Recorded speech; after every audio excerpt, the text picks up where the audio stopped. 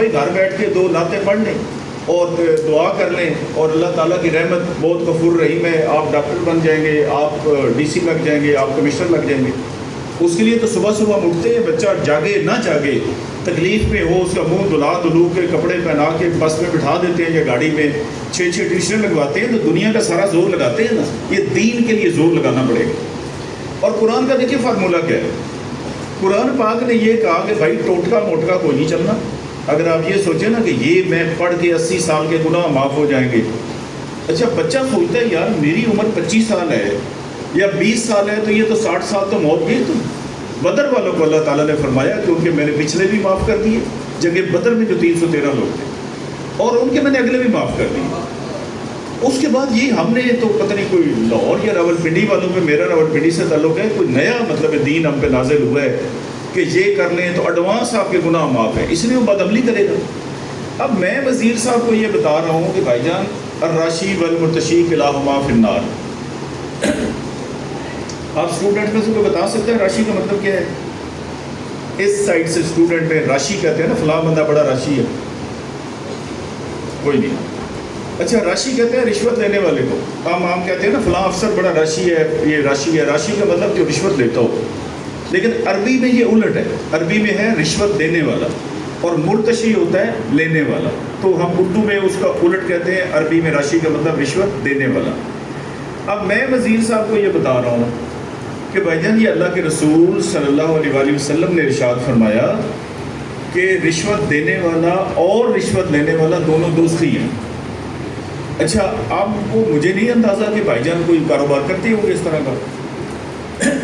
آپ دیکھیں نا، اگر میں رشوت لیتا ہوں اور مجھے آپ یہ حدیث سنائیں تو میں کہوں گا نا بھائی قاری صاحب کوئی اور حدیث سنائیں، آپ کو اس کے علاوہ کوئی حدیث نہیں آتی، میں رشوت لیتا ہوں آپ مجھے رشوت والی۔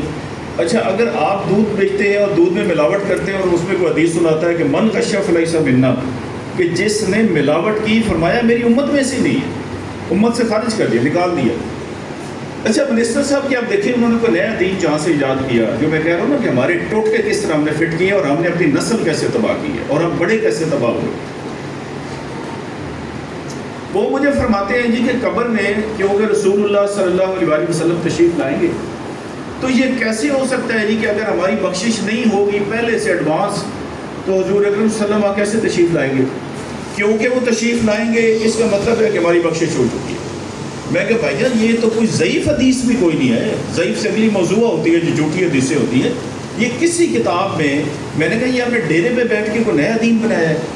یہ میں نے آپ کو 3-4 پوائنٹ اس لیے دیے ہیں کہ خدا کے لیے آپ کو قرآن حدیث کو پڑھنا پڑے گا، قرآن حدیث کو سیکھنا پڑے گا، جیسے آپ کیمسٹری پڑھتے ہیں، فزکس پڑھتے ہیں، 10th سیکھتے ہیں، اسی طرح سے دین کا فرض ہے کہ آپ سیکھیں۔ میں نے ایک چیپٹر لکھا ہے علم کی فرضیت۔